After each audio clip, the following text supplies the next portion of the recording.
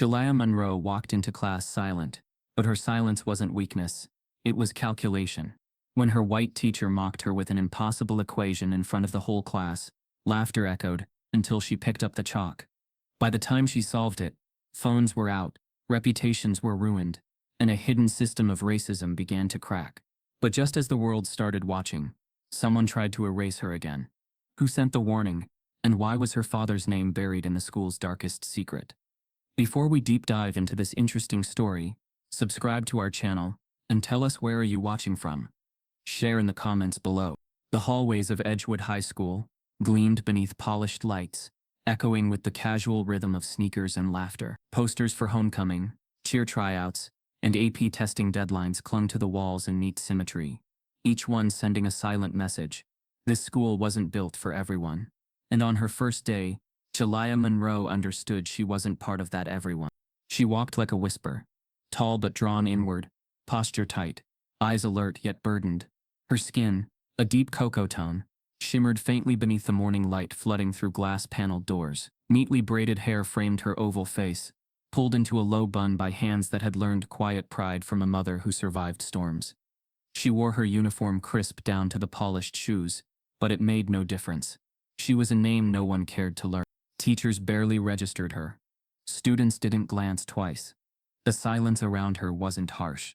It was emptier than that, indifference curated over generations. No one shoved her. No one mocked her.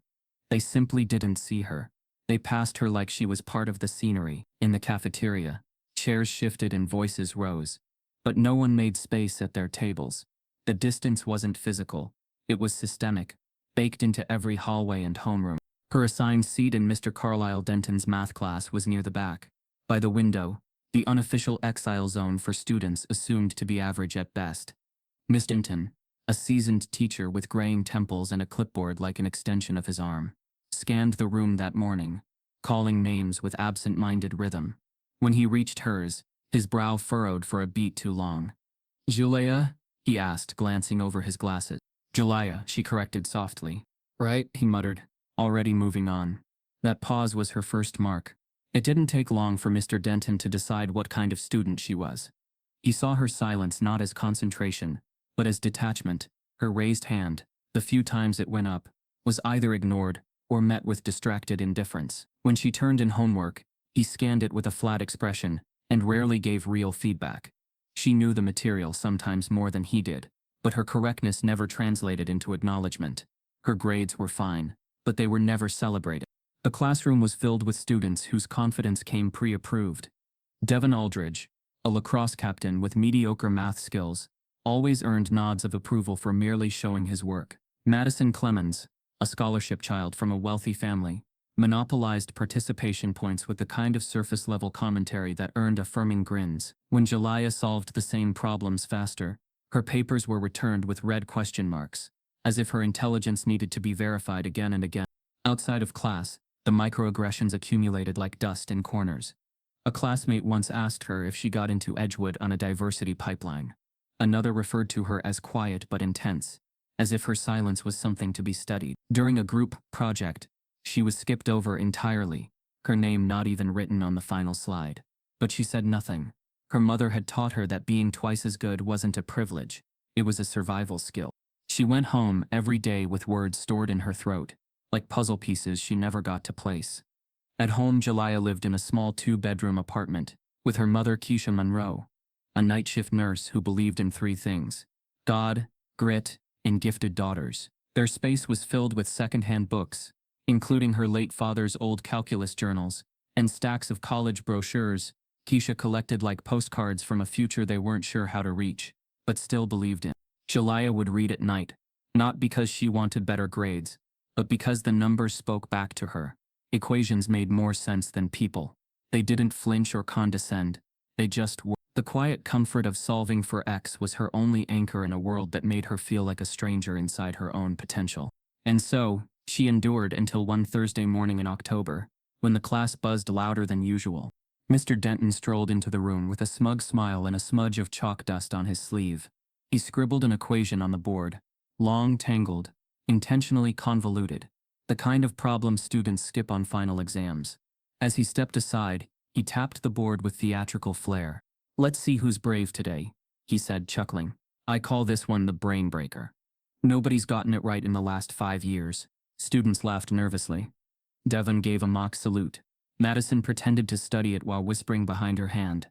Then Mr. Denton's eyes landed on Jelaya. "Miss Monroe," he said, loud enough for heads to turn. "You've been a little quiet this semester. How about you take a shot at it?" Gasps and whispers filled the air. Some chuckled. Others leaned in. Jelaya blinked, lips parting slightly. He was singling her out, not in kindness but in spectacle. This wasn't a challenge. It was a setup. "Unless," Mr. Denton added with a smirk, "it's too advanced." The words hung like poisoned honey in the air. The class went silent. Every eye turned to the back row. Her pencil bag dropped softly to the floor. Jelaya rose from her seat, slowly walked to the board, and picked up the chalk. The chalk felt cold in Jelaya's hand, its dust soft against her fingertips, like the fragile edge of a moment that could break either way. The equations stretched across the blackboard, sprawling and tangled, numbers and symbols weaving into a monster meant to intimidate. Behind her the class hummed with laughter disguised as curiosity. Mr. Denton leaned against his desk, arms crossed, watching her with the indulgent smirk of someone who already knew the ending. "Take your time," he said, voice dripping with mock patience. "It's not an easy one. Even our top students had trouble with it."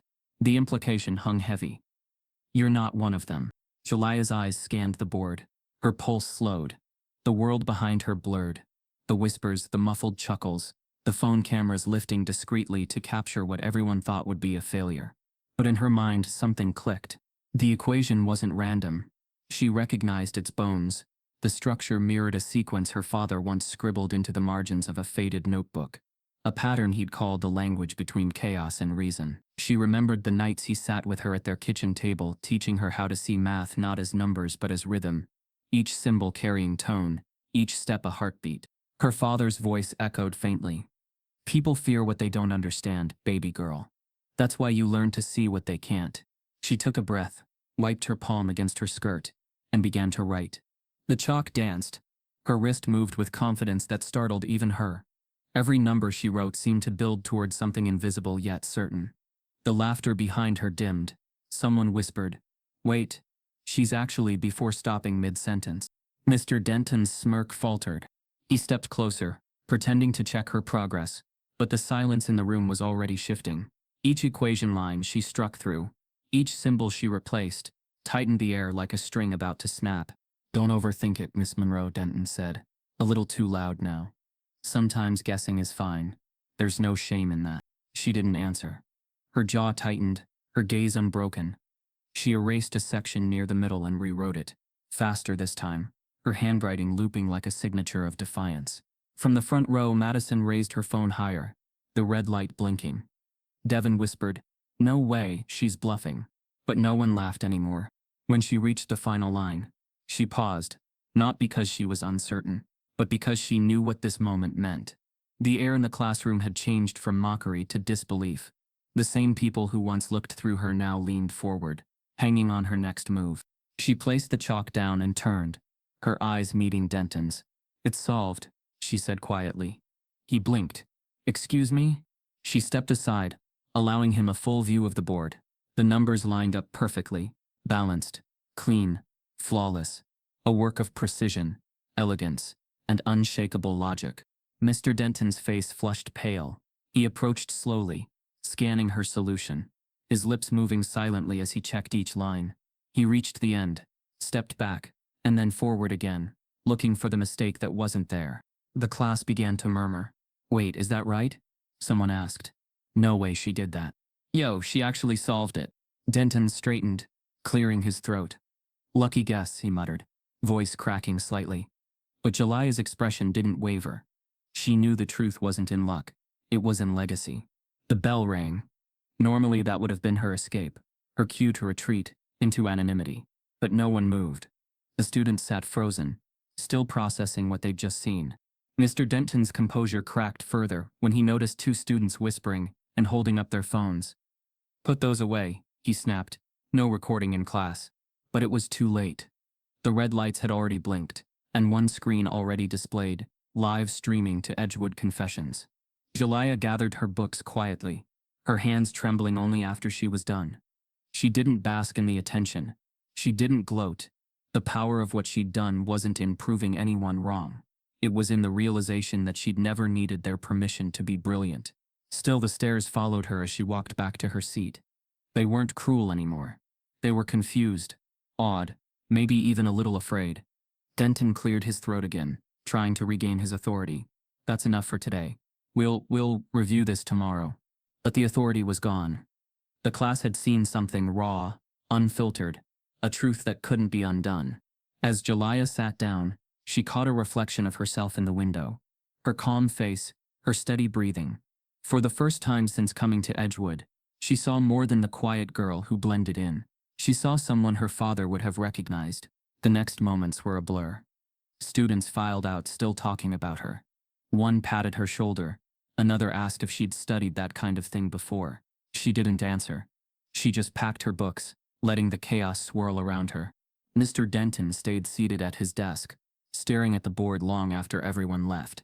He wiped at it slowly, as if erasing her proof might also erase what had happened. But the chalk wouldn't fade completely. Faint lines remained, like scars refusing to disappear. When Jalaiah stepped into the hallway, she felt the shift immediately. Eyes followed her, whispers trailed behind. She knew the video was already spreading.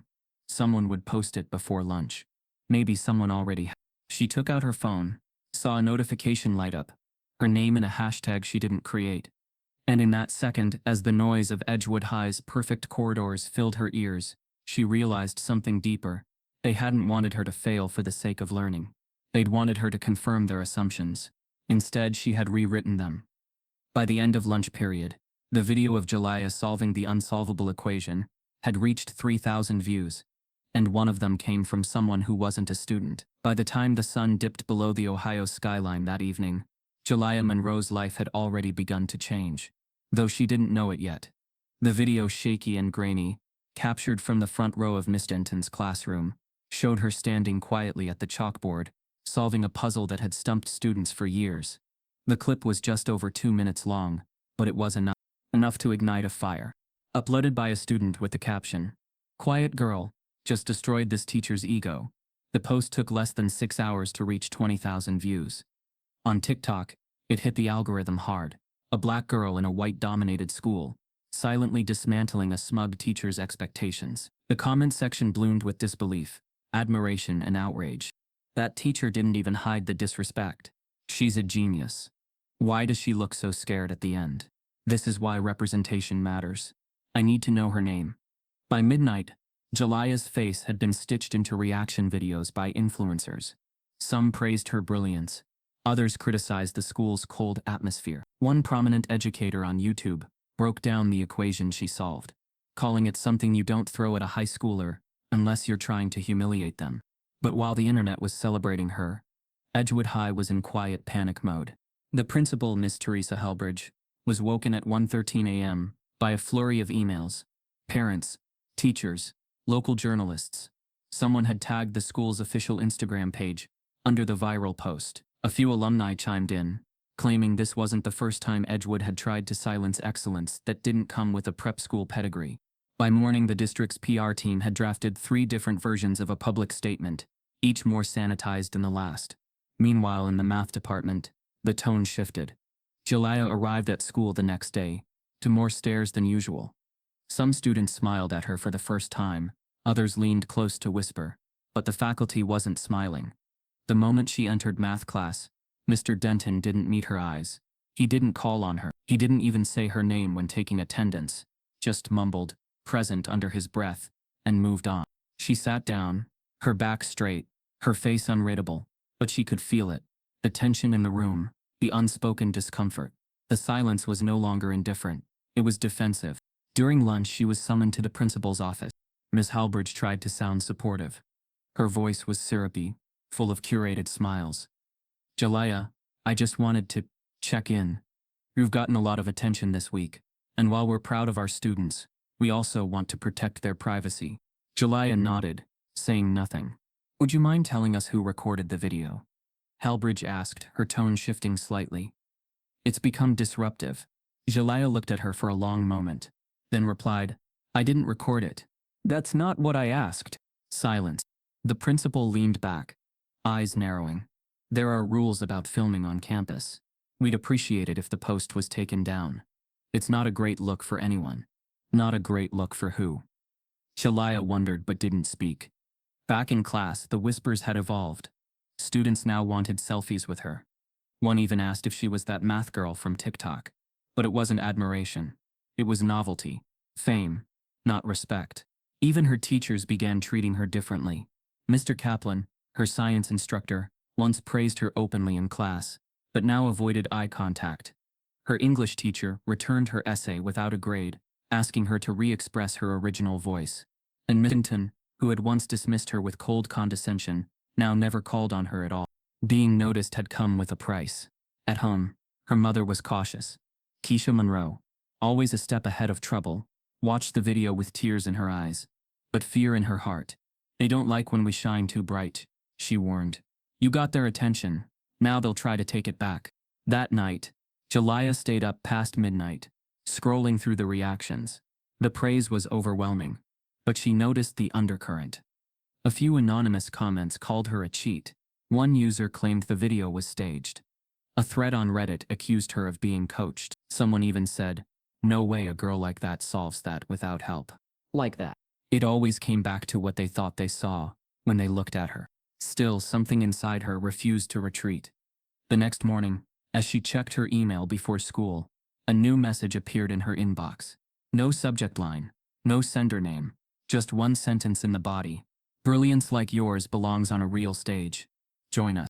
Attached was a flyer for the Messiah Invitational, one of the most elite high school math tournaments in the country, held in New York. Invite only. Past winners had gone on to MIT, Caltech, and even consulting for NASA. The flyer looked official, but something felt off. At the bottom of the email, a line was written in a different font. Smaller, grayer. But be careful. Not everyone wants to see you win twice. She froze. There was no signature, no instructions, no contact details. And yet, it was a door. One she hadn't even known was there.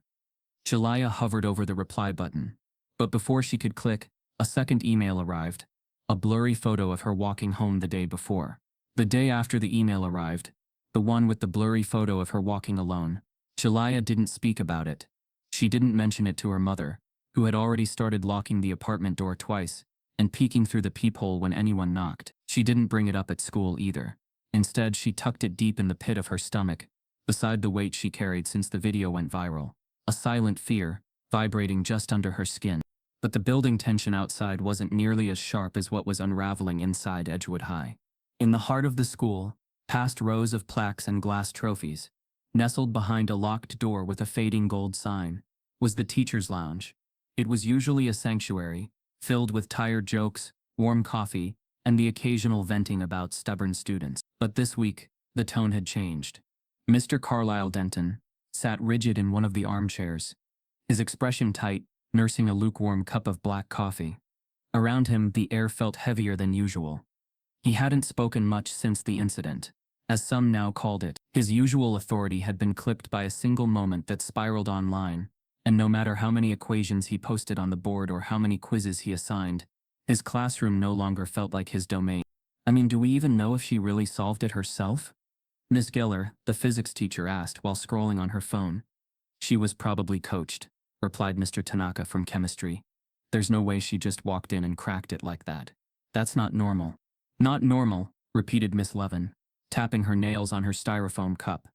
Or not expected.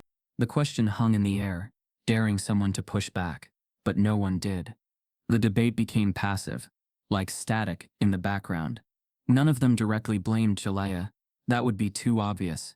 Instead, they questioned her in ways that mirrored the systemic undertones Edgewood never acknowledged. She doesn't participate much, right? She came from public school. Maybe she had prior access to the problem. Her dad was in jail, wasn't he? That last comment was whispered, but not denied.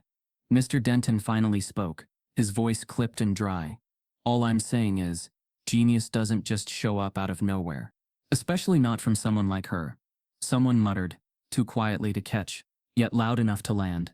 Across the hall, Jelaya sat silently in her gifted and advanced math track class, moved there just 2 days earlier.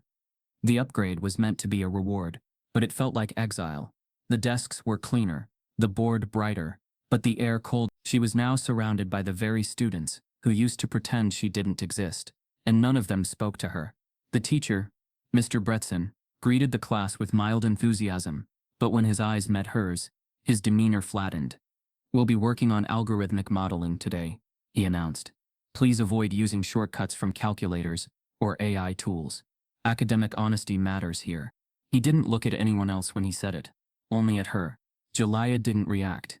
She'd grown used to the coded language. Academic honesty, original work, unusual improvement. Words that never seemed to land on anyone else but followed her like shadows. When she handed in her assignment that afternoon, a 5-page modeling solution, written in careful detail, he returned it the next morning without a grade. Instead, a sticky note sat on top. "See me after class. Let's talk about the originality of this approach." Talk. That meant accuse. And he wasn't the only one.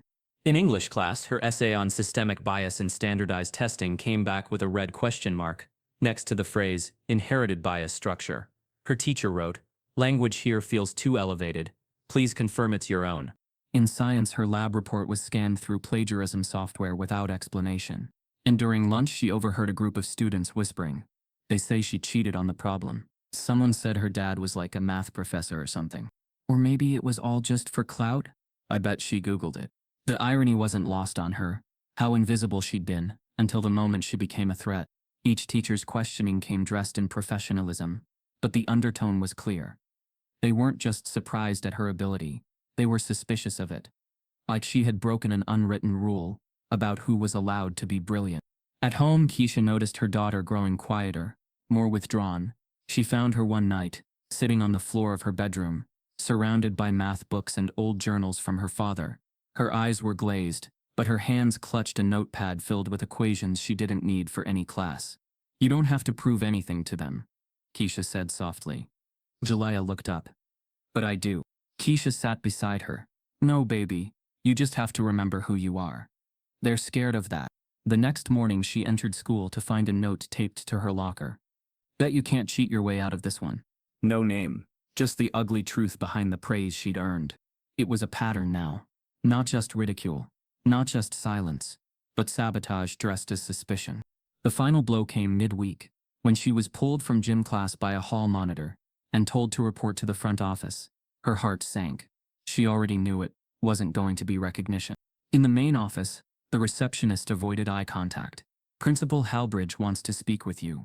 Inside, the principal sat stiffly behind her desk, a file open in front of her, her face as unreadable as a brick wall. "Jelaya," she began slowly, "we've received some concerning information regarding your recent assignments." "What information?" Jelaya asked, her voice steady but sharp. Halbridge folded her hands. "Some of your teachers have raised flags. They're questioning the authenticity of your work." Jelaya didn't flinch. "You mean they think I cheated?" The principal paused, then nodded once. "We're not making accusations, but we are opening an academic review. You'll be required to meet with a faculty panel to discuss your process." The word process was a mask. This wasn't about process, it was about punishment. As Jelaya stood to leave the office, she spotted the open file on the principal's desk, and at the top, stapled to the first page, was a printed screenshot of the anonymous email she had received. Jelaya hadn't blinked since she saw it. That screenshot, her anonymous email from earlier in the week, was printed, highlighted, and stapled to the top of the file on Principal Halbridge's desk. It sat out in the open, a silent accusation made flesh. Her breath stalled for half a second. Who printed it? Who forwarded it? And why was it in that file? "Take a seat," Halbridge said, nodding toward the hard plastic chair in front of the desk. Her voice was flat, not welcoming. The edge in it was administrative, smooth to sound polite, but polished like a blade. 2 more chairs scraped behind her as Assistant Principal Mr. Lawrence and Academic Integrity Officer Miss Paula Myers entered the room. Neither greeted her. They simply closed the door and sat in formation, forming a triangle with Halbridge at the point. Jelaya was at the center, outnumbered. "We're calling this a review," Halbridge began, "just to clarify some discrepancies surrounding your recent academic work and the correspondence you've received. Jelia's gaze moved between them slowly. I didn't send that email. We're aware, Myers said, voice clipped. But it was received by your school account, and it references a math tournament that none of your current instructors have recommended you for. So? Jelia asked, her voice steady. It was an opportunity. I didn't ask for it. Mr. Lawrence leaned forward, elbows on knees. The concern here isn't the opportunity, Jelia. It's the context. An anonymous email encouraging you to enter an elite competition. Immediately after a viral video questions your teacher's authority. It looks suspicious. That word again. Suspicious. She narrowed her eyes. It looks suspicious that someone thinks I'm good at math. Lawrence hesitated, clearly annoyed at her refusal to play small. Myers stepped in. We're asking how someone outside this institution could have become aware of your academic performance, enough to invite you to such a tournament, when you've only just been moved into our advanced track. Halbridge added, we're not accusing you of anything, Jelia, but for transparency and fairness, we need to verify your past academic records, test scores, and the origin of this email. Jelia crossed her arms. You mean you want to prove I didn't deserve the opportunity? The silence was confirmation enough. But then came the shift. Mr. Lawrence opened a second folder. We also want to ask about the significant improvement in your performance since transferring to Edgewood. For example, your previous school listed you as proficient in math, not advanced. Jelia's stomach nodded. She knew what was coming next. And he continued. Your father was involved in tutoring programs at your old community center, correct? There it was. The subtle pivot. From questioning her intellect, questioning her background. My father is dead, she replied, her voice like stone. And he taught me everything I know. Myers lifted a brow. Was he formally trained in mathematics? No. But neither were half the kids in your gifted program. Halbridge exhaled through her nose, clearly losing patience. We're trying to help you, Jelia. No, she said quietly. You're trying to corner me. Just say it. You don't believe someone like me could do what I did without cheating. Halbridge's smile was tight and false. That's not accurate. But from a procedural standpoint, we're required to ensure academic integrity, especially when national attention is involved. And if I was white? Jelia asked. The question landed like a grenade. Myers shifted in her seat. Lawrence looked away. Halbridge didn't answer at all.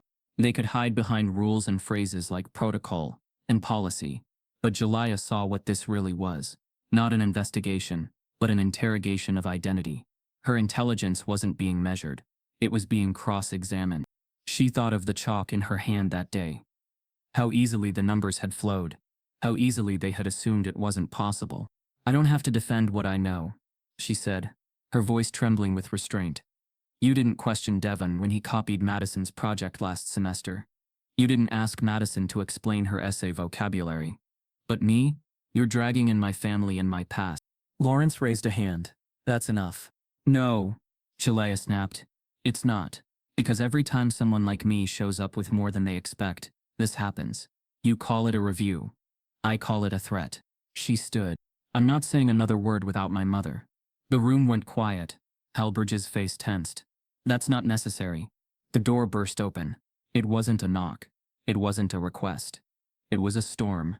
Keisha Monroe stepped in, eyes blazing, purse slung over one shoulder, and a sharply dressed woman in a navy blazer right behind her. Then you can say it to me, Keisha growled. Halbridge paled. Mrs. Monroe, we didn't. Keisha cut her off. You called my daughter in here without informing me? You interrogated her over an email she didn't write? Over grades she earned? The woman behind her stepped forward, producing a leather case and sliding a document across the desk. My name is Attorney Denise Crawford. Jelia Monroe is now under legal counsel. You will direct all further questions through me. Also, this institution is now on record for an administrative overreach in violation of Title VI of the Civil Rights Act. The administrators blinked, stunned into silence. Did you think she didn't have someone watching her back? Denise added coolly. Jelia sat back down, her mother's hand gently squeezing her shoulder. The power in the room had shifted. The triangle had broken. But the moment wasn't over. Crawford's eyes landed on the email in the folder. Where did you get this screenshot? She asked. This was a private message to a student's account. Has it confirmed the source? Myers stammered. It was forwarded anonymously. Anonymously, Crawford repeated. So you conducted an academic integrity review based on an anonymous leak of a minor's private messages? Halbridge opened her mouth, but nothing came out. Crawford raised an eyebrow. Let me make something very clear. If any further action is taken against Miss Monroe, based on unverifiable evidence, Edgewood High and its district will be facing a formal federal complaint, and believe me, we will win. As they prepared to leave, Crawford's phone buzzed, and she frowned. A second email had just been sent to Jelia's inbox. The subject line read, "You don't belong there, but we'll make sure you stay visible." The silence that followed the buzz of Attorney Crawford's phone was sharp enough to cut the air. The administrators' faces had already paled beneath the fluorescent light, but as Keisha Monroe leaned across the principal's desk, they looked as though the ground had tilted beneath them. Keisha wasn't yelling anymore. Her anger had crystallized into something quieter, colder, more dangerous. Her voice carried the weight of someone who had spent a lifetime being dismissed, overlooked, underestimated, and had learned how to weaponize composure. "You spent 2 weeks building a case against my daughter," she said evenly. "And in that time, not one of you thought to ask her how she did it. You assumed help. You assumed a shortcut. You assumed guilt." Principal Halbridge tried to regain footing. "Mrs. Monroe, this isn't personal." "Oh, it's absolutely personal," Keisha cut in. "Because when a quiet black girl does something extraordinary, suddenly it's not brilliance, it's suspicion." The room went still. Attorney Crawford flipped through the folder the administrators had compiled. Highlighted emails, copied assignments, and that damning printed screenshot. "None of this qualifies as evidence of misconduct," she said, her voice calm but razor-edged. "And forwarding a minor's private messages without parental consent? That's not just unethical, it's unlawful." Myers shifted uncomfortably. "It was an internal review, conducted without the student's guardian present." Crawford interjected, "That's a civil rights violation. I can name 5 precedents from the last decade where schools like yours settled for 6 figures. Halbridge's hands trembled just slightly as she folded them on the desk. "We were only trying to protect the integrity of our institution." Keisha's smile was small, knowing. Integrity's a funny word. It always seems to show up right before accountability does. She turned to her daughter, her tone softening. "Baby, go wait in the hall for a second." Jelia hesitated but obeyed, stepping into the corridor. Through the glass pane in the door, she could still see her mother's figure, still unflinching. The sight both soothed and frightened her.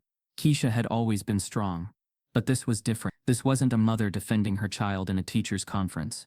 This was a woman who had once marched in protests, who had faced tear gas and batons for justice, now channeling that same fire inside an air-conditioned office.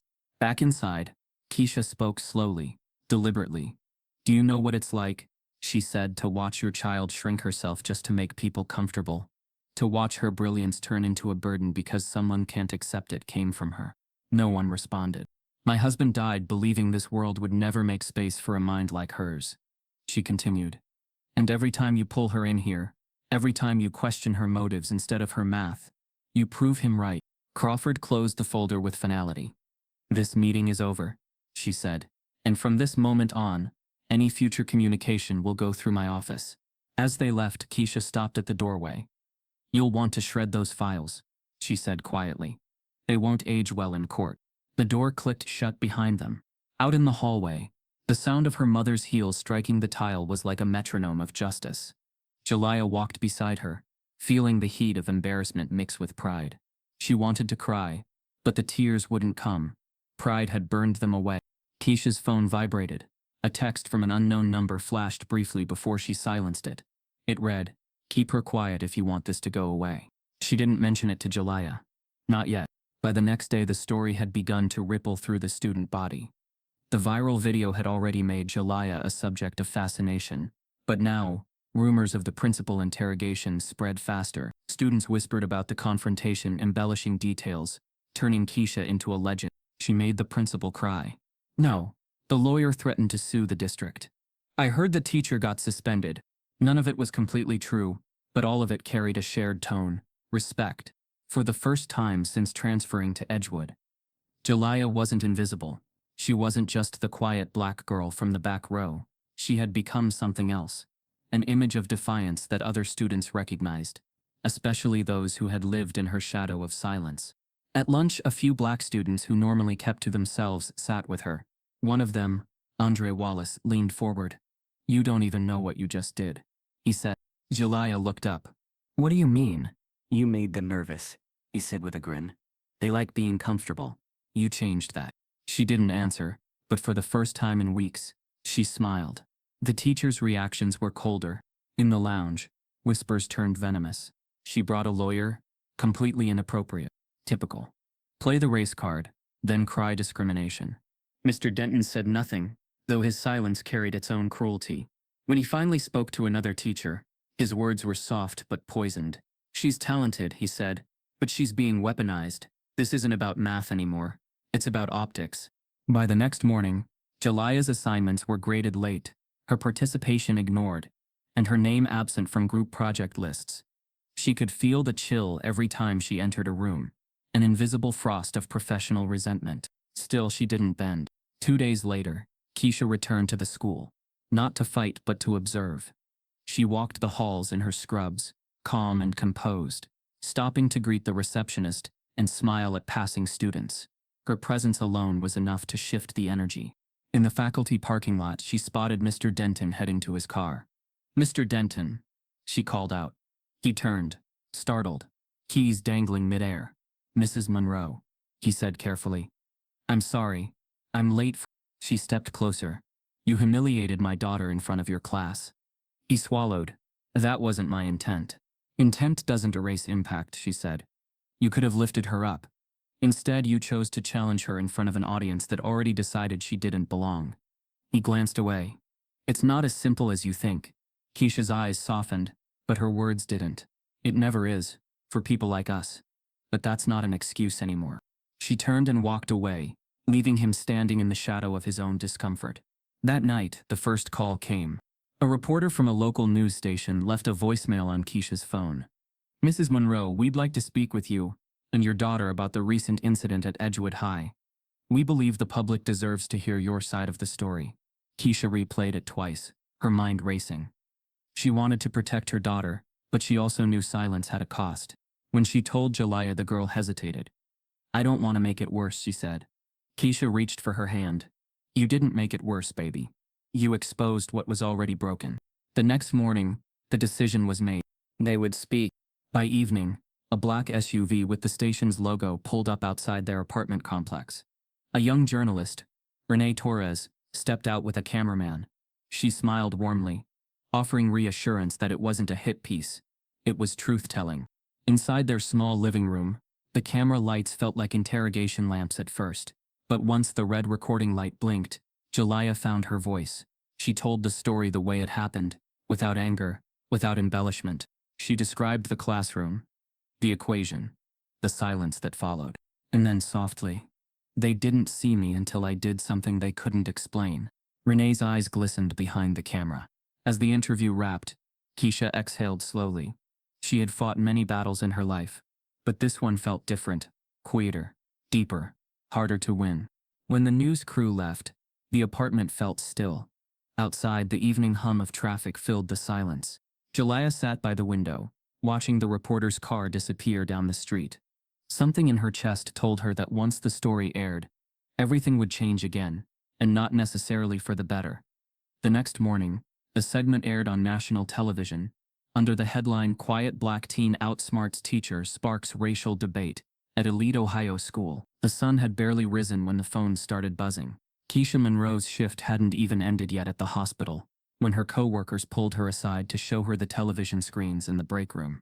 CNN, MSNBC, even a clip on Good Morning America, all playing the same story under different banners. Teen math prodigy embarrasses teacher. Uncovers racial bias in elite school. Brilliance or backlash. Viral teen sparks national debate on race and talent. By the time Keisha got home, their apartment had already been flooded with missed calls, interview requests, podcast inquiries, and inboxes stuffed with everything from congratulations to contempt. The interview with Renee Torres had exploded into something far bigger than anyone expected. The segment, initially intended for local Ohio coverage, had been syndicated nationally by the end of the evening. Clips were reposted with subtitles, stitched into TikToks with voiceovers narrating Jalaya's rise from silence. A split-screen clip showing Mr. Denton's reaction, contrasted with Jelia's calm presence at the chalkboard, drew millions of views. But with the applause came the shadow. By noon, the trolls had arrived. Reddit threads dissected her expressions frame by frame, claiming she looked too rehearsed. Pundits on niche talk shows hinted that she might be a plant, a staged genius to push a political narrative. And then came the real danger. Someone leaked her full name, then her school, then her home address. Within hours, her family's inbox was bombarded with hateful messages. Affirmative action, brat. This is what happens when you let race overrule standards. Bet she had help from a DI coach. One message simply read, "You made him look weak. We remember that." Keisha shut the blinds, turned off the Wi-Fi, and sat on the edge of the couch, staring at her phone like it might catch fire. "I should have never let them film you," she whispered. But Jelia didn't respond. She was sitting at the kitchen table, headphones on, trying to drown out the noise by solving complex equations that had once brought her peace. Now even numbers felt tainted, watched, doubted. The school couldn't ignore it anymore. Principal Halbridge released a bland, 2-paragraph statement through the district's website. It referenced the school's commitment to equity, academic excellence, and respectful learning environments. There was no mention of Mr. Denton, no acknowledgement of Jelia by name. The final sentence read like a placeholder. "We will continue to review internal procedures to support all learners." Students saw right through it. By lunchtime, signs started appearing in lockers and hallways. She solved it. "Respect her genius. We see you, Jelia." Dozens of students began wearing black ribbons in solidarity. A few teachers asked questions, curious. But others, like Mr. Denton, grew colder. His class is now sterile, mechanical, as though passion had been scrubbed from the lesson plans entirely. Jelia stayed quiet through it all. Not because she had nothing to say, but because she didn't know where her voice could safely land. 3 days after the story aired, Keisha received a letter in the mail. Thicker than usual. High-quality paper. The envelope bore the seal of the Ludlow Foundation for Mathematical Excellence, an elite national organization known for awarding scholarships, grants, and mentorships to top-performing STEM students across the country. Inside was a formal invitation. Jelia had been selected to join their Accelerated Math Scholars program. It came with full academic sponsorship, travel opportunities, mentorship from Ivy League professors, and a pathway into the world of global mathematics competitions. But attached to the contract was a second document, a non-disclosure agreement. The language was careful, veiled under legal precision, but its meaning was sharp. To receive the scholarship, Jelia would need to sign a clause agreeing not to publicly discuss her personal conflicts within the educational system, individual instructors, or media representations thereof. In short, she could have the future if she promised to bury the past. Keisha read it twice, then a third time. She handed it to Jelia without a word. The girl read silently. Her face didn't twitch, but her fingers gripped the paper just a bit tighter at the edges. "They want to erase it," she said finally. "They want to control it," Keisha corrected. "Shape your story into something safe for their donors. They'll applaud your math, but silence your pain. They're offering everything I've ever worked for, and asking you to pretend you didn't bleed for it." They sat in silence.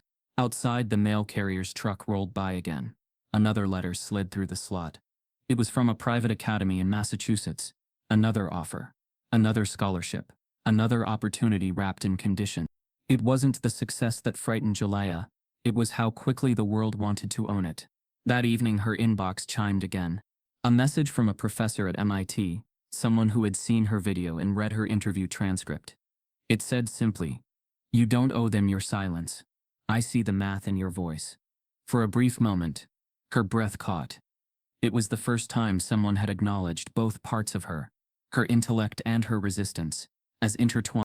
She closed her laptop, her decision not yet made, but her clarity was growing. The next morning, as Keisha opened their apartment door, a manila envelope lay on the doormat. No name, no return address.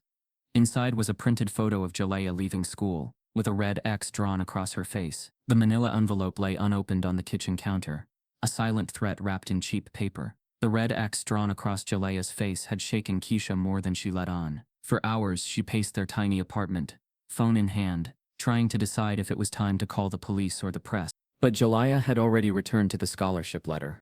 It sat beside her on the table, crisp and clinical, every line of legal language designed to feel like a blessing. A golden opportunity with a leash attached. 4-year tuition, Keisha muttered, rereading the benefits again. Full mentorship track. Summer programs in Zurich, Tokyo, and Oxford. Name on publications before you even graduate. It's everything. Jalaiah whispered.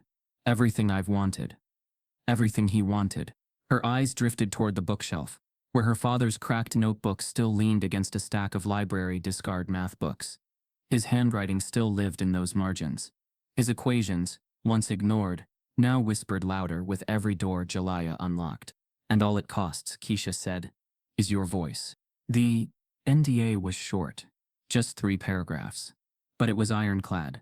No interviews, no commentary, no acknowledgement of the events at Edgewood High, no mentions of teachers, emails, or viral videos.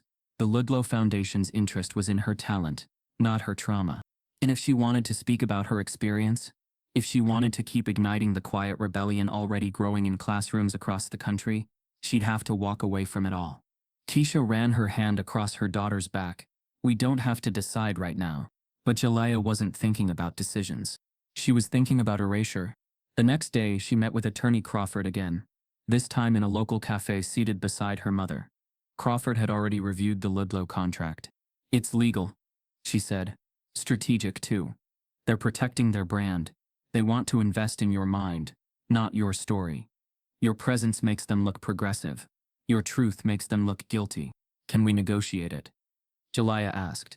Crawford shook her head. They'll walk. These foundations have 1,000 applicants waiting. The moment you make noise, you become a risk. A PR liability. You're not what they expected. You're what they fear. Keisha tensed. So she can be a poster child, just not a whistleblower. Exactly. Jalaiah stared at her hot chocolate, the steam rising like quiet defiance.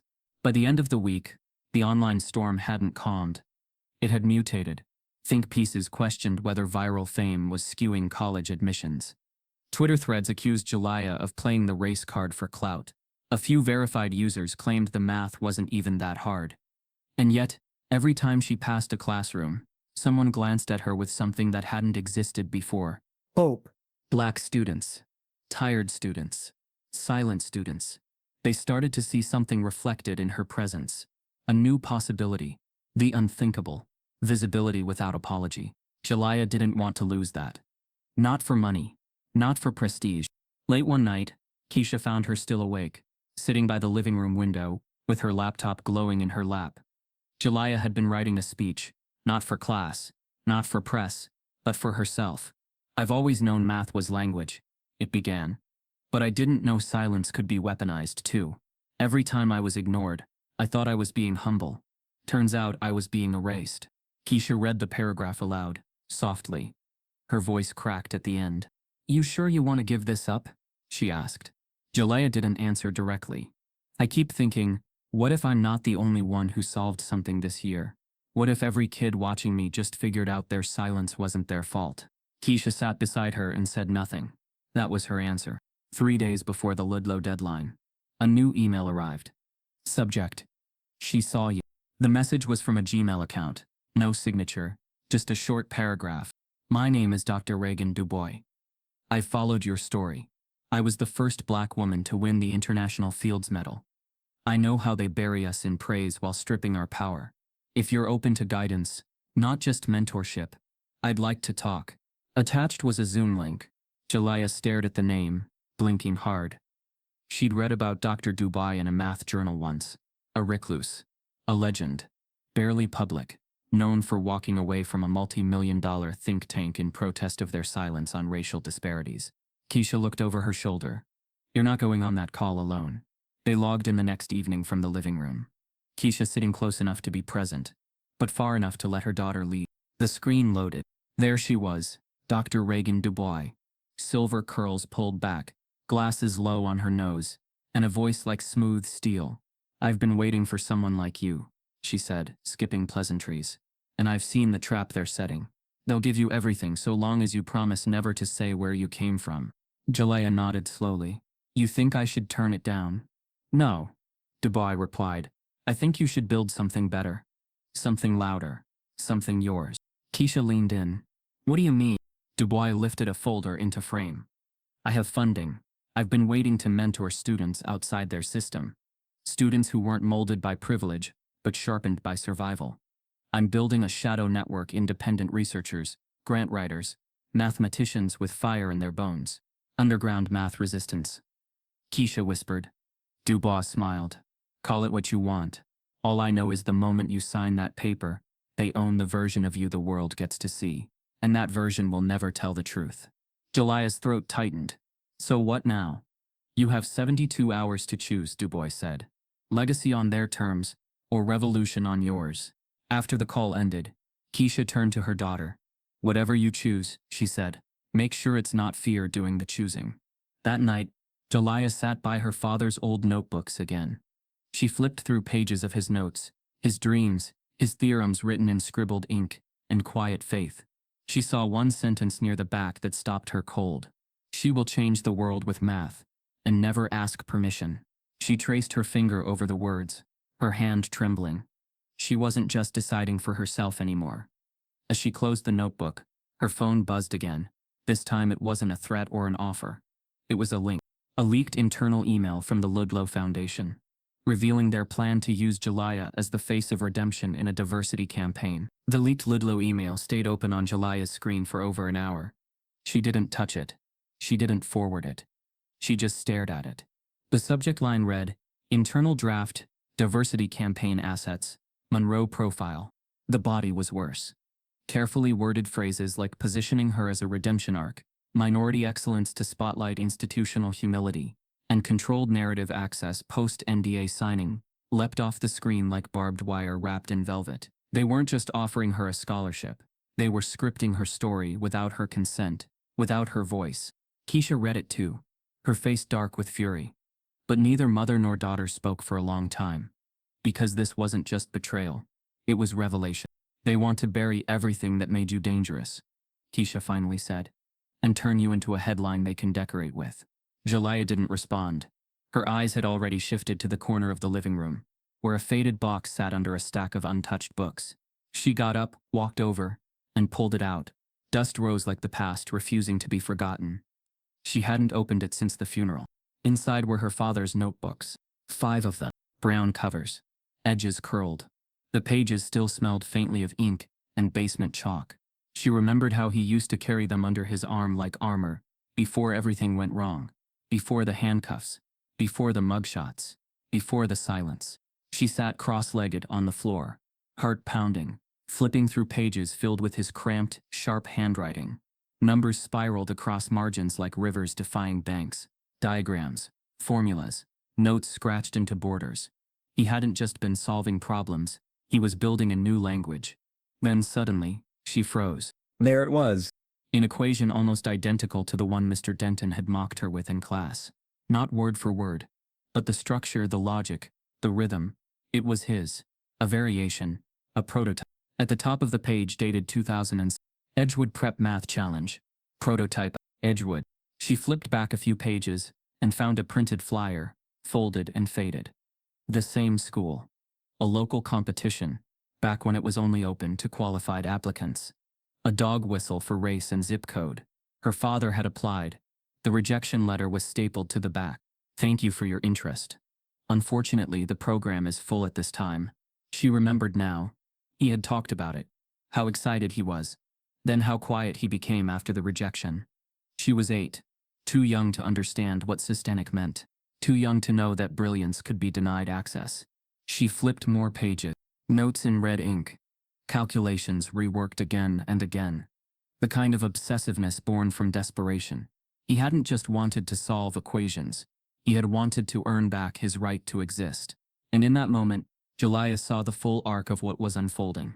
Her father had been erased, and now they were trying to rewrite her in real time. The next morning, she returned to the notebooks, this time not for comfort, but for strategy. She opened a blank notepad beside them and began translating his work into digital code. Formula by formula, line by line. She didn't know where it would lead yet, but she knew it couldn't end in silence. Keisha sat beside her at intervals, silent, her hand resting on her daughter's back. Maybe your mission isn't just to win, she whispered once. Maybe it's to finish what he started. 2 days later, an email arrived that shattered everything she thought she knew about competitions. Subject Invitation Tri-State Legacy Math Symposium. Advanced Youth Division. Jalaiah had never heard of it, but the attachment revealed the truth. The competition had existed for over 25 years, quietly, discreetly and deeply connected to elite academic networks. Not publicized, not advertised. Admission was by referral only, and historically the winners had all come from prep academies, private tutoring pipelines, or legacy families. Her father had tried to enter it. His name was on the historical applicant list. Rejected, with the same wording as his Edgewood denied. We regret to inform you. That was the gatekeeping. The quiet kind. The kind that said you don't belong here, without ever having to say it aloud. But now she'd been invited. And the twist? The invitation had come anonymously. Again, no sender, no explanation. Just the flyer, the registration link, and one line in the body of the email. Let the ghost walk with you. Jalaiah stared at it for a long time. This wasn't just about proving her intelligence anymore. It was about legacy, about resurrection. She could feel her father's presence now, not just in memory, but in formula, in code, in every line of logic they tried to erase. They hadn't just denied him entry. They had denied his existence. Now they wanted to own her, and use her silence as a receipt. She wouldn't give them that. That night she made a decision. She wouldn't sign the Ludlow contract. She drafted a letter of thanks, polite, formal brief. And in a final paragraph she added, I believe excellence should never require erasure. My silence is not part of the price. I respectfully decline. Keisha stood behind her as she hit send. Neither said a word. But both exhaled the same breath. A breath of freedom. Of risk. Of revolution. As she registered for the Legacy Math Symposium, a warning flashed on the screen. This account is already associated with an active participant. Duplicate identities will be flagged. The name of the other registrant, Carlisle Denton. Jalaiah's hands hovered over the keyboard, her heartbeat pounding in her ears. The red banner at the top of the Legacy Math Symposium registration portal pulsed like a threat. This account is already associated with an active participant. Duplicate identities will be flagged. Participant, Carlisle Denton. It didn't make sense. Denton wasn't a student. He wasn't even a participant. So why was his name embedded in the competition's back-end system? Keisha stood over her daughter's shoulder, scanning the screen. He's trying to block you, she said flatly. Or he's already claimed credit. Jalaiah swallowed hard. Her mouse hovered over the contact admin button. But then she stopped. No more waiting for permission. No more hoping the system would fix itself. She created a new profile, under a variation of her name, JM Legacy, 87. She used a separate email, uploaded her digital credentials, test scores, and the proof of her anonymous invitation. When she hit submit, the screen went black for 3 seconds before a confirmation loaded. Welcome, participant. Round 1 materials will be released in 20. The Legacy Math Symposium wasn't held in a school gym or hotel ballroom. It took place in a secluded, gated academic retreat center in upstate New York. Ivy-covered brick buildings, manicured hedges, and stone paths carved to resemble old university courts. Every detail screamed exclusivity. Jalaiah arrived with Keisha, who refused to let her walk into another institution without backup. The receptionist handed them a packet, marked JM87, and directed them to the orientation hall. Inside, the energy was brittle. The other students, all of them, wore the markers of wealth, an inheritance, silk ties, designer backpacks, prep school jackets, with Latin mottos stitched in gold. They clustered in quiet groups, laughing softly, exchanging private nods. Their parents' lawyers, deans, hedge fund managers, stood nearby sipping complimentary espresso, scanning the room for other recognizable last names. And then there was Jalaiah, alone, not on any prep school radar. No elite academy crest on her shirt. No family legacy stamped in embroidered sleeves. She was the glitch in the algorithm. The opening round was brutal. Timed problem sets, advanced theoretical models, oral logic presentations. But none of it rattled her. She didn't just answer questions. She rewrote how they were asked. She pulled directly from her father's notebooks concepts that hadn't been published, theorems that had lived only in their living room, in the margins of history. When the moderators reviewed her work, they paused. Whispers between them followed. Who is she? Where's she from? She doesn't attend any of our feeders. By the second day, she was outpacing the top seed. She hadn't just joined the competition. She had eclipsed it. But it wasn't just brilliance that the room struggled with. It was the way she didn't flinch. The quiet, unshakable defiance of a girl who wasn't asking to be seen. She was demanding it, with every line of proof. The racism didn't show up in slurs. It showed up in nuance. A judge asked her to re-express an equation she'd already solved. Another asked if she could clarify her background, as if her math didn't speak for itself. During lunch, she overheard one mentor mutter, "Raw talent, but lacks polish, probably self-taught." She was labeled unrefined, atypical, hard to place. Words they used when what they really meant was not one of ours. Even the math questions, Jalea noticed, favored students trained in a specific pedagogy, questions designed with biases rooted in private curriculums. But she saw through them, rewrote them, bent them until they broke. On the third evening, Keisha met her in the lounge. "They're uncomfortable," she warned.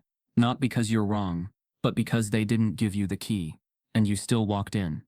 By the time the semifinals arrived, Jalea was ranked first, not just among the black students, among all of them. She had shattered the leaderboard. Her oral presentation on vector displacements, using unsolved multidimensional theories, rooted in her father's unpublished notes, earned her a standing ovation from half the room. Half. The other half whispered. She saw Mr. Denton at the back of the room, wearing a volunteer badge. His eyes locked on her like a question mark he couldn't answer. He didn't approach. He didn't need to. His presence alone was reminder and warning. After the presentation, a judge approached her directly. "You've got one of the most original minds I've seen in 20 years, he said. "But you know how these things go. Don't let disappointment destroy your focus." Disappointment? She was leading. That night, she received a notification in her competition app. Finalist announcement. 8 a.m. tomorrow. She refreshed it again at 8:81 a.m. and again at 8. Then she saw it. The list of finalists. Her name wasn't there. Not JM87. Not Jalea. Not even as an honorable mention. Gone. Vanished. Keisha's mouth dropped open. "What the?" Jalea stood still. For a full minute. Not breathing. Not blinking. Her performance hadn't slipped. Her scores hadn't dropped. There was no visible disqualification. She had been erased again. This time more surgically. They hadn't told her no. They had simply pretended she was never there. She confronted the event coordinator, a woman in pearls and pressed slacks. "There must be a mistake," Jalea said. "I led every round. You saw my scores." The woman didn't flinch. "We received a complaint about irregularity in your registration. Something about dual submissions and falsified background details." "Are you serious?" Keisha snapped. "That's how you're playing this?" The coordinator offered a polished shrug. "We can't verify anonymous accounts. Rules are rules." "What about the work she submitted? What about the math?" The woman looked down, avoiding Jalea's eyes. "I'm sorry," she said. "This isn't personal." Jalea's voice was cold now. "Measured." That's what they said to my father. As they left the retreat grounds in silence, Jalea's phone buzzed. It was a message from Dr. Dubois. 3 words. They took the bait. The car ride back from the Legacy Symposium was silent. Jalea sat in the passenger seat, her hands clenched tightly in her lap, staring out the window as the winter sky smeared gray across the horizon. Keisha's knuckles were white against the steering wheel, her jaw locked in the kind of stillness that only mothers who have swallowed years of injustice can hold. They didn't speak because there was nothing left to say. No shock, no disbelief, only the hollow recognition of what had just happened. She had been erased. Again. But this time, it wasn't going to end quietly. By the next morning, Keisha had already called Crawford. "I don't want an apology," she said over the phone, pacing the living room with her hospital ID badge still clipped to her scrub collar. "I want the truth. They didn't make a mistake. They made a choice." Attorney Crawford didn't hesitate. "Then we'll demand proof. If they graded her, they logged her. They can't delete math." Within hours, Crawford sent a formal request for a score audit to the Legacy Symposium Board. It was met with immediate deflection. "We're still verifying data. Our judges maintain the highest ethical standards. We cannot release individual rankings due to confidentiality agreements." Each response was a different shade of avoidance. But one email sent accidentally to the wrong address changed everything. It was from a junior volunteer judge named Daniel Herrera, addressed to a senior committee member. Crawford received it through an internal forward. The subject line read, "We can't bury this forever." Attached was a spreadsheet. When Keisha opened it, her breath hitched. At the top of the leaderboard, highlighted in gold, was JM87, 98. Every other finalist trailed several points behind. Jalaya hadn't just qualified. She had won. Keisha printed the file immediately. The truth looked surreal, on paper. A name, nearly erased, restored in digital ink. Crawford called Herrera directly that evening. His voice was low, cautious. "I wasn't supposed to see the raw results," he admitted. "But I did. When I saw her name missing from the final list, I asked why. One of the administrators told me, off record, that it was easier this way." "Easier?" Crawford repeated. "They said they couldn't verify her identity. That she had used an alias. She used one because her teacher tried to block her." Keisha cut in, her voice trembling with restrained rage. "And that's reason enough to erase her." Herrera hesitated. "Look, I can't go public. I'll lose my position. But I'm sending you the full score sheet. Every number. Every timestamp. The country deserves to know." 2 days later, the spreadsheet leaked online. No one knew who did it. Crawford suspected Herrera, though he denied it. But within 24 hours, justice for Jalaya was trending across social media. Screenshots spread like wildfire. Commenters dissected every column, every ranking, every line of data. She scored higher than every legacy student there. They didn't forget her. They erased her. How many others have they done this to? Cable news picked it up by nightfall. By morning, journalists were camping outside the Ludlow Foundation offices, the same organization that had once offered Jalaya silence for a scholarship. When reporters asked for comment, the organizers released a single statement: "We discovered a clerical error in our finalist calculations, and deeply regret any confusion this may have caused." It was corporate anesthesia. Sterile. Devoid of accountability. But the country wasn't buying it. Dr. Reagan Dubois appeared on MSNBC that week. Her voice calm but cutting. "I've watched this system my whole life," she said. "The most dangerous thing about institutional bias is that it wears the mask of bureaucracy. They don't have to say you don't belong here. They can just say, we made a clerical error." The host asked if she believed it was intentional. Dubois didn't blink. "I believe it was inevitable. At school, Jalaya's return was met with a strange kind of reverence. The same students who once ignored her now whispered when she passed. Teachers spoke to her in tones of forced respect. The story had made her a symbol, but symbols were never treated as people. She felt both visible and caged. Every step down the hallway was a reminder that her victory now belonged to the public. In math class, Mr. Denton avoided her entirely. He'd been temporarily suspended, pending an investigation into his conduct, but still came to gather his belongings. As he passed her desk, he stopped for just a moment. "You got what you wanted," he muttered under his breath. Jalaya looked up, her voice steady. "No, I got what I deserved." Meanwhile, the fallout escalated. Emails surfaced. Whistleblowers stepped forward. Other students, black, brown, and from low-income districts, shared their own stories of being lost in scoring, misfiled, or withdrawn due to inconsistencies. A journalist from The Atlantic published an exposé titled, "The Math They Didn't Want Solved." It documented 20 years of racially skewed admissions and disqualifications in elite academic circuits. The outrage wasn't just moral, it was mathematical. The numbers didn't lie, but the cost of truth was heavy. The Monroe's mailbox filled with both praise and venom. Hate emails doubled. Anonymous letters slipped under their apartment door carried lines like, "You ruined good people's careers," and "Enjoy your 15 minutes." Keisha began sleeping with her phone face up on the nightstand, just in case. Yet, even amid the noise, something larger began to stir. A reckoning that reached beyond their home. Beyond Ohio. Civil rights groups began coordinating. Educational watchdogs joined in. A coalition formed under one banner: Equal Math Now. They weren't just fighting for Jalaya anymore. They were fighting for every student like her who'd been written out of the record. When the lawsuit came, it wasn't small. Crawford stood beside Keisha and Jalaya in the courthouse lobby as reporters gathered. The press release hit headlines within minutes. Class action filed against Legacy Math Symposium for discrimination and fraudulent scoring practices. The suit named over 30 institutions as affiliates, including prep academies, private donors, and 2 prominent foundations. The crowd outside the courthouse chanted her name. Though she barely heard it, her ears were ringing. Her heart felt heavy, not from fear, but from the sheer weight of everything her father had never lived to see. He had tried to compete once, and they shut the door. She had tried, and they tried again. But now the world was watching the door being kicked open. That evening, as the press conference ended, Crawford pulled Jalaiah aside. "The court's requesting your testimony," she said. "They need you on record. They need your voice." Jalaiah froze. "They want me to testify?" "Yes. You'll tell them everything from the classroom to the viral video to the competition." Keisha reached for her daughter's hand. "You don't have to." "I do," Jalaiah said, her voice quiet but resolute.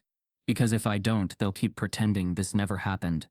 Her reflection in the courthouse glass looked older, stronger, like someone carrying 2 generations of unfinished battles. As they walked out, a flashbulb burst, followed by a voice in the crowd shouting, "They reopened your father's case." The courtroom smelled like cold marble and fear. Everything was polished.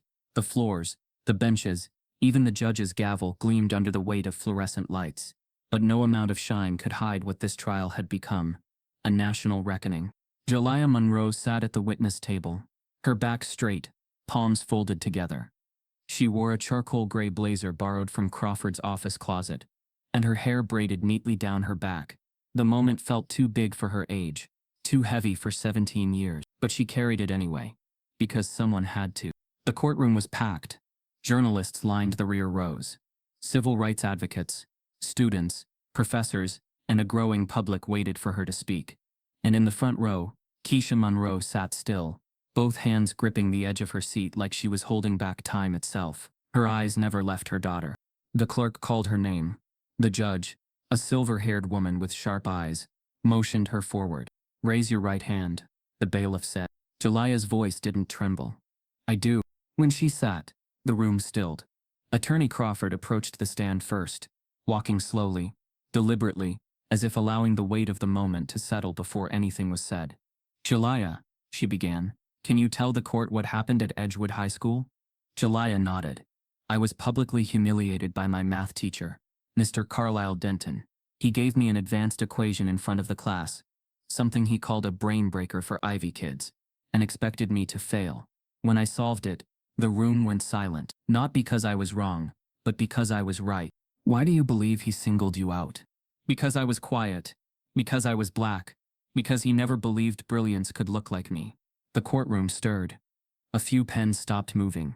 Crawford continued. "What happened after the video of that moment went viral? They didn't celebrate me. They questioned me, accused me of cheating. My work was flagged. My past was investigated. They brought up where I lived, my father's incarceration, and asked how I could possibly know that kind of math. And did anyone ever apologize?" "No," Jalaiah said calmly. "Instead, they tried to silence me with a scholarship on the condition that I never speak publicly again." Crawford's voice dropped slightly. "Tell us about your father." A beat of stillness passed. Jalaiah inhaled slowly. "My father was a mathematician, not by degree, but by obsession. He wrote theories no one ever read. He applied to competitions and programs that rejected him without explanation. He taught me everything I know, but he died carrying the weight of being brilliant in a world that didn't want him to be." "Do you believe your father's rejection was racially motivated?" "I don't believe it. I know it, and I proved it." How? Jalaiah pulled a worn notebook from her bag and held it up. "This is his work. One of the equations I used in the Legacy Symposium came from these pages. He was ahead of his time but ignored because of who he was. And what happened when you submitted that same brilliance under a pseudonym? They erased me, just like they erased him." Silence fell like thunder. Crawford nodded, then stepped back. The judge turned to the defense. "Cross?" "Mr. Langford." The Foundation's lead attorney stood slowly, clearing his throat. "Miss Monroe," he began with an oily calm, "do you believe every academic rejection is due to race?" "No," she replied. "But I believe when patterns repeat, and the same people are always excluded, it's no longer coincidence. It's design." Langford pressed on. "You used a pseudonym during the competition. Doesn't that violate protocol?" "I used it because Mr. Denton attempted to block my entry under my real name." "You have no proof of that." Jalaiah looked him dead in the eyes. "I have the system logs. My registration was denied under my name, accepted under an alias. Explain that." Langford flinched. "The rules are built to keep people like me out," she cut in, "and you know it." The gallery murmured. Langford backed off. Later that afternoon, the courtroom shifted as the judge called the next witness, Mr. Carlisle Denton. He walked slowly to the stand, lips pressed, tie tight. His posture was defensive before the first question was even asked. "Mr. Denton," Crawford began, "how long have you taught at Edgewood?" 22 years. "And in that time, how many black students have received math honors or advanced placement recommendations from you?" He paused. "I don't recall the exact number. Try. Maybe 1, 2, possibly." The courtroom didn't need a follow-up. "Do you remember the day you gave Jalea Monroe the equation?" "I do." "Why her?" She seemed distracted, unmotivated. "I wanted to challenge her. Or humiliate her." He shifted in his seat. "It wasn't personal." Crawford walked to the exhibit board and posted a screenshot, Mr. Denton's email, attempting to register himself to the same competition Jalea was accepted into. "Why did you try to enter a competition meant for high school students?"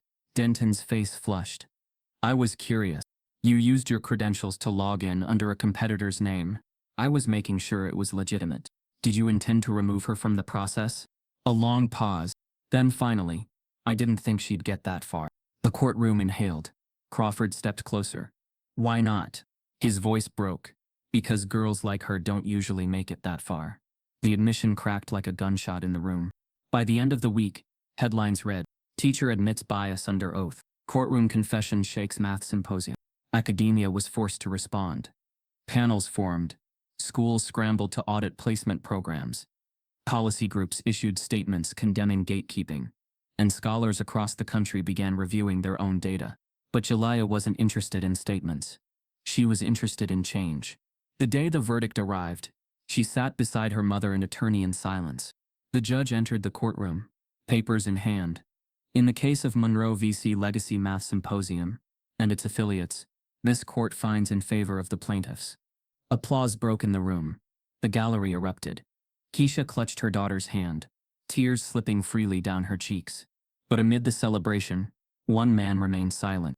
Board member Alan March, a longtime donor and school administrator, leaned toward a reporter near the aisle and whispered, just loud enough to be caught on a hot mic, "She made us look bad.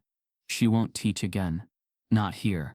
The next day, a letter arrives for Keisha, informing her she's being investigated by her hospital's ethics board for an undisclosed conflict of interest. The letter from the hospital arrived in a plain white envelope with no return address. Keisha almost tossed it in with the junk mail, until she saw the embossed logo of the ethics board in the top left corner. Her hands trembled before she even broke the seal.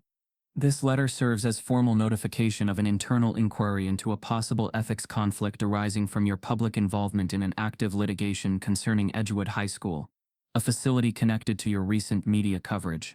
It was bureaucratic sabotage. Keisha read it twice, then once more aloud.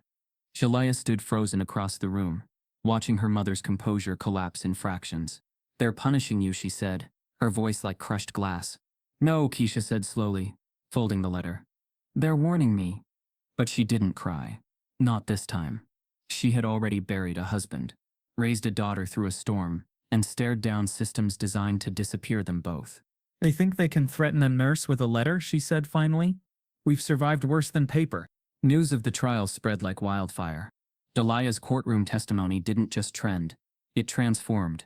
Her quiet, razor-sharp words ignited a conversation that cracked the polished facade of elite American education. Suddenly, every district with a gifted program was under scrutiny.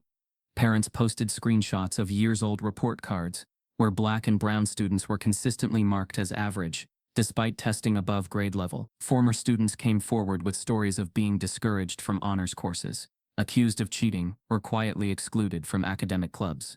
Education reporters across the country picked up the scent, and the findings were chilling. In Edgewood's own district, data leaked anonymously revealed a 10-year pattern. White students were placed in advanced math tracks at triple the rate of black students, even when standardized test scores were similar or lower. Disciplinary referrals for black students were disproportionately higher. Gifted program nominations from black families were often lost in the system. It was a system not just broken, but weaponized. The state board launched an investigation. Subpoenas followed. Edgewood's Board of Education held emergency closed-door sessions. Several high-level administrators either stepped down or took early retirement within days. Parents demanded answers at school board meetings, some shaking printed spreadsheets in the air, others holding up signs reading, "Our kids aren't invisible." Talent nail color. Stop curving out black brilliance. Mr. Denton submitted his resignation by email. No press conference. No apology. Just a quiet exit through the back door of the system that had once protected him. But his legacy refused to disappear. Former students began speaking publicly, one after another, describing years of gaslighting, dismissiveness, and quiet sabotage. A biracial student from 5 years prior recalled how Denton once suggested she reconsider STEM and focus on creative writing instead. Another boy remembered solving an equation Denton then claimed was pre-solved, to discredit him. The stories added up, not in theory, but in trauma. Jalaiah sat through each one like absorbing aftershocks of her own experience. They did this for years, she whispered to Keisha one night. We just survived long enough to prove it. Her face appeared on magazine covers. Academic panels requested her voice. University presidents emailed invitations. Civil rights leaders called her a symbol of modern resistance. But with the spotlight came darkness. One morning, an envelope slid under their apartment door. No address. Inside, a single piece of paper with a typed sentence. Silence was your safety. Speak again and you'll regret it. Jalaiah didn't tell her mother. She simply folded the note, placed it in her desk drawer, and went back to transcribing one of her father's unfinished equations. Fear would not steal her voice again. That week, she was set to receive a National Youth Leadership Award, an event held in Washington, D.C., televised and attended by members of Congress, scientists, and civil rights icons. She had her speech ready. A mixture of mathematics and memory. Not a victory lap, but a roadmap for change. But 2 days before the ceremony, everything shattered again. Keisha came home first. She saw it before she even parked. Their apartment door had been painted over, sloppily, violently, with thick black spray paint. A single word stretched across the front like a wound. Liar. Underneath it, scrawled smaller, with sharp, angry strokes. You don't belong here. Neighbors had already called the police. A few stood at a distance, watching with hushed voices and narrowed eyes. Some with sympathy, others with the same silence that had once defined Jalaiah's classrooms. Keisha stepped out of her car slowly, not with fear but fury. Inside, Jalaiah stood frozen in the hallway, clutching the frame of her bedroom door. She hadn't yet seen the graffiti, but when her mother's keys jingled and the door didn't open, she stepped forward then stopped. She read the words once, then again, and something inside her broke. Not in collapse, but ignition. I'm still going to D.C., she said, voice trembling. They can cover my door in lies. Doesn't make them true. Keisha didn't argue. She just walked to the sink, filled a bucket with soap and bleach, and handed her daughter a sponge. If they want to make you a symbol, she said, let them watch you clean the mess they left. By nightfall, the word was gone from their door, but never from memory. Jalaiah stood in the hallway one last time before bed, touching the freshly painted wood, and whispered to herself, I belong everywhere they said I didn't. The next morning, as she boarded her flight to D.C., her phone buzzed with a breaking news alert. Anonymous source leaks internal documents. Edgewood School District funneled black student data into third-party evaluation firms for behavioral risk profiling. The National Youth Math Awards were held in a vaulted ballroom of the Liberty Grand Convention Center, just 3 blocks from the Capitol. Everything about the event shimmered with prestige.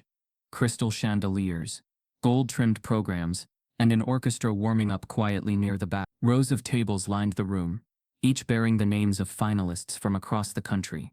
Child prodigies from magnet schools, private academies, and math circles sponsored by Ivy League institutions.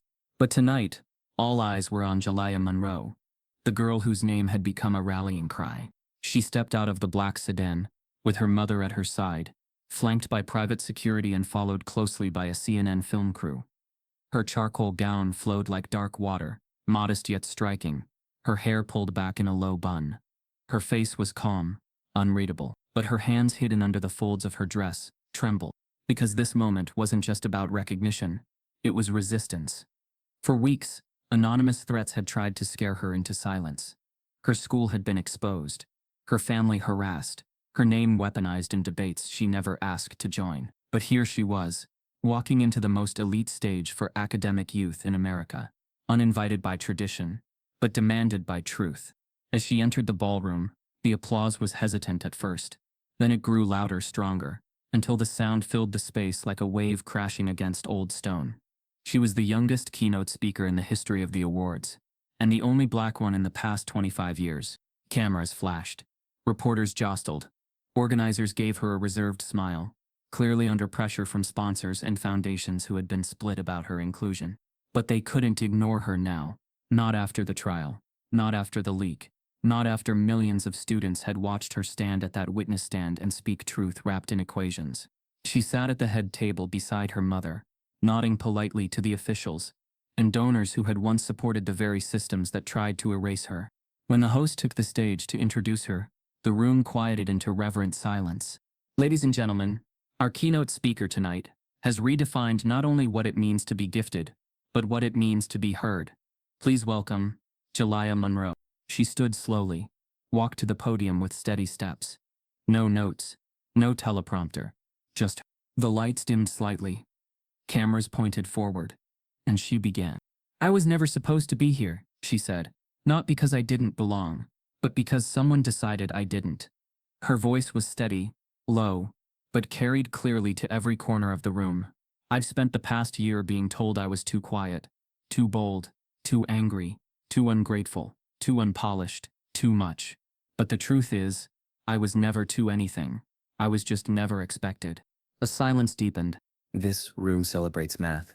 But I've learned the most dangerous formula isn't in the numbers, it's in the equation this country keeps writing over and over again. Privilege, access, recognition. Murmurs rippled through the audience. I came here tonight, not to be thanked, but to testify, to remind you that for every one of me who makes it through, there are hundreds, thousands who never even got the chance to try. Not because they weren't brilliant, but because they were never seen. A parent in the third row wiped a tear. A teacher near the back lowered their eyes. She continued, we can't fix what we won't name, so let me name it for you. Gatekeeping, bias, academic profiling, and silence so loud it becomes its own curriculum. Then her voice softened. My father was a mathematician. Not in a university, not in a lab, but in the quiet corners of our living room, scribbling brilliance into spiral notebooks no one would ever read. He died thinking he had failed. But he didn't. He raised me. Pause. Tonight I'm not just standing here for myself. I'm standing here for him, and for every student whose light has been dimmed by someone too afraid to let it shine. The room stood as one. A standing ovation, longer than any in the event's history. Some clapped, some cried, some finally saw what they had never been forced to before. The speech went viral within the hour. Clips of her words spread across platforms. TikTok teens set her quotes to music. Educators posted reflective videos. Podcasts launched immediate episodes titled Jalaiah Monroe, the voice that shook the ivory tower. But what happened next changed everything. The morning after the ceremony, as she and Keisha prepared to fly home, Jalaiah received a call from Congresswoman Valerie Landon, chair of the House Subcommittee on Education Equity. Jalaiah, she said, I wanted to thank you for your speech, and to let you know, it moved more than just minds. It moved policy. From her office window overlooking the Capitol, she explained, for years we've tried to push through legislation, addressing systemic bias in gifted education and academic gatekeeping. We were told it lacked traction, no evidence, no urgency. She paused. Your testimony changed that. Your voice gave it weight. Your story gave it proof. Then she said the words that made Keisha stop mid-step in the hotel room. We're introducing a new bill next week, and we're naming it after your father. The bill's working title? The Darius Monroe Academic Justice Act. And its first mandate, mandatory racial bias audits of all gifted placement programs nationwide.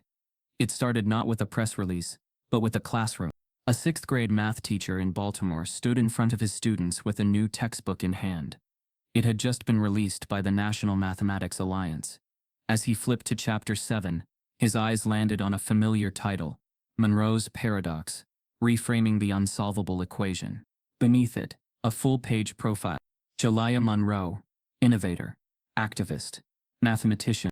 The same problem Mr. Denton once used to humiliate her had now become a national case study in advanced logic and implicit bias. Jalaiah had done more than solve it. She'd rewritten the entire formula of what success looked like. 6 months had passed since her keynote speech. The Darius Monroe Academic Justice Act had been introduced to Congress with bipartisan support. It mandated racial bias audits in public education systems, nationwide, required transparency in gifted placement data, and funded scholarships for marginalized students, especially those from communities like the one Jalaiah had grown up in. And Jalaiah? She just accepted a position as the youngest appointee to the U.S. Department of Education's National Equity and Learning Committee, 17 years old. No degree, but credentials stronger than any transcript could offer. Lived true. She attended the committee's first hearing in a navy blue blazer, her hair pulled back like it had been on the day she stood in court. Members of Congress, educational leaders, and policymakers listened closely as she shared a recommendation list, titled, Structural Change, Not Symbolism. Her words were sharper now. Not because she'd grown colder, but because she'd learned how power listens. They don't fear numbers, she told the panel. They fear the voice that explains them. Her testimony made national headlines again. But this time, no one tried to erase her. Back in Ohio, her school board issued a public apology. Not a PR-crafted memo, a televised address. They acknowledged racial bias in their placement system. They admitted to mishandling the investigation into Jalaiah's work. They even offered to name a new scholarship fund after her. She declined. Name it after someone who was never given the chance, she said. Not someone who forced you to look. Mr. Denton was never seen again in education. After resigning, he quietly disappeared from public life. Rumors swirled. Some said he moved to Arizona. Others claimed he took a position in corporate consulting. But one thing was certain. He never taught again. Jalaiah didn't celebrate his absence. She didn't need to, because what mattered more was who had finally shown up. Keisha returned to work after the investigation at her hospital was dropped.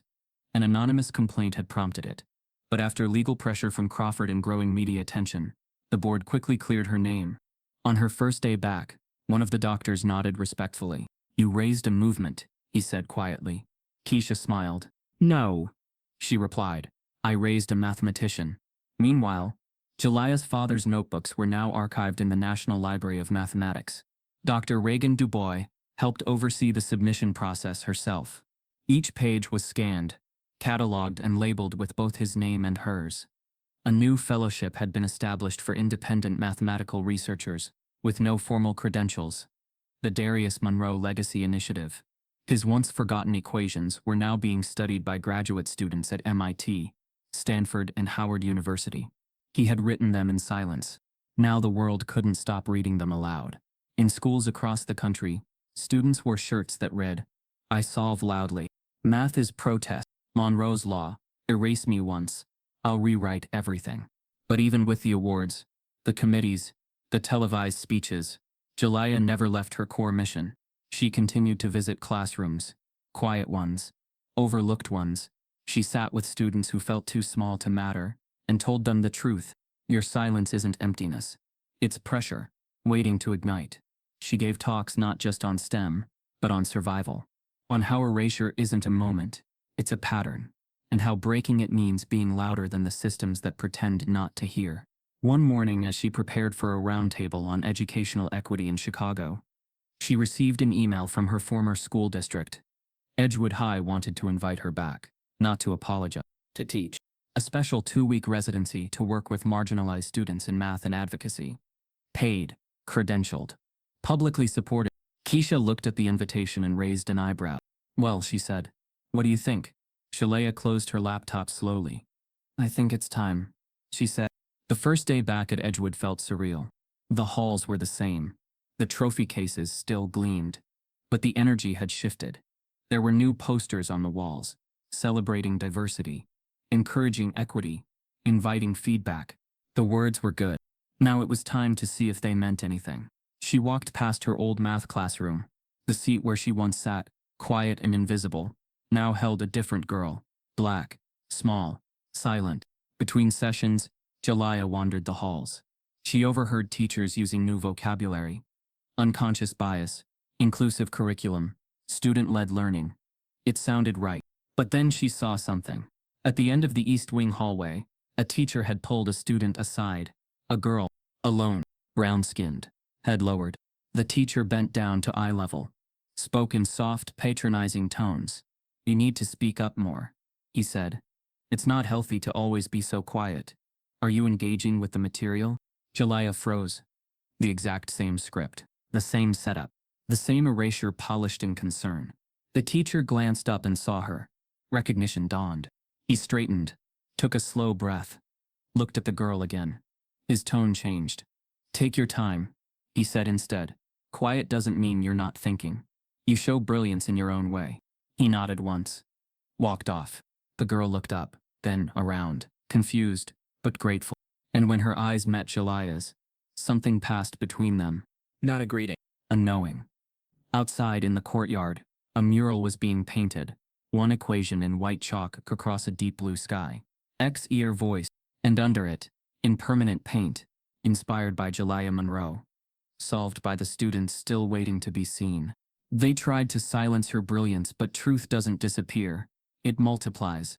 For every Jelia who was ignored, there's another waiting to be seen, to be heard, to be believed. If you've ever felt erased by a system built to overlook you, her story is yours too. Type yes if you believe every voice deserves to be heard.